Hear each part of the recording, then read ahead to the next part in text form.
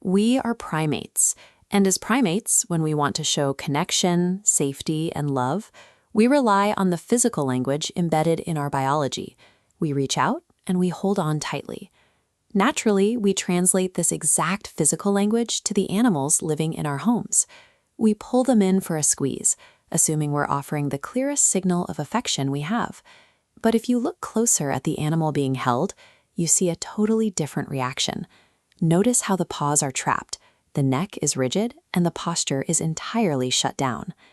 To figure out what's actually happening in these moments, a psychologist named Stanley Coren gathered 250 everyday internet photos of people hugging their dogs. He went through each frame, analyzing them for the specific physical cues that animal experts use to track canine stress.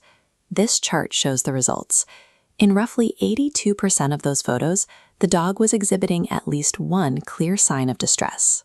Only 7.5% looked genuinely relaxed and happy to be there. You might assume a camera just captured an awkward half-second, but when researchers analyzed 80 popular hugging videos on social media, capturing motion you cannot fake, the metrics were worse.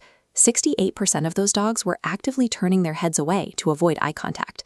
The affection we feel in these moments is completely real, but we are trapped in a cross-species language barrier, speaking right past our dogs and missing their polite requests for us to let go. Look at a dog's anatomy.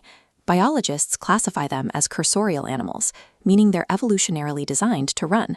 Because of that build, their hardwired defense isn't to fight a threat, it's to flee. To feel secure, they require an open avenue of escape. Now, consider the mechanics of a human hug. You wrap both arms around their body, you pin their legs. The exact escape part they rely on to create distance disappears. To us, it feels like an embrace. To a dog, it mimics an evolutionary trap. A biological alarm begins ringing the moment their option to move is taken off the table. Before a dog panics, they try to have a polite conversation. They use calming signals to self-soothe and ask for space.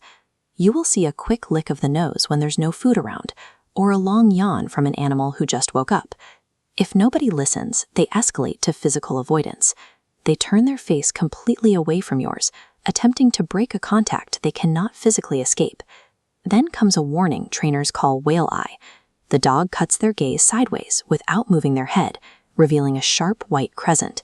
Finally, the ears pin flat against the skull, the neck muscles pull tight, and the entire body goes rigid. When a dog stops protesting and holds perfectly still in your arms, they are not soaking up your affection. They have realized that struggling doesn't work, and they are simply enduring the experience. This miscommunication is why a 2017 study led by researcher Christine Arhant requires our attention. Her team surveyed exactly how children 6 and under interact with their family dogs on a daily basis. They found that nearly half of these toddlers frequently wrapped their arms around the animals, treating them like living stuffed toys. This graphic illustrates the consequence.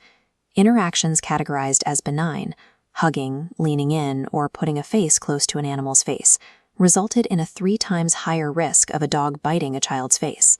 These are rarely unpredictable attacks. They are the final, desperate actions of a good animal who politely asked for space over and over, using a language their family didn't know how to read.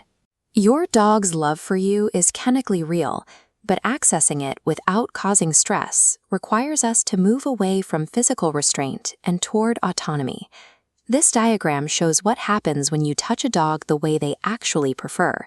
It triggers the release of oxytocin, the primary bonding hormone, in both your brain and theirs, creating a continuous feedback loop.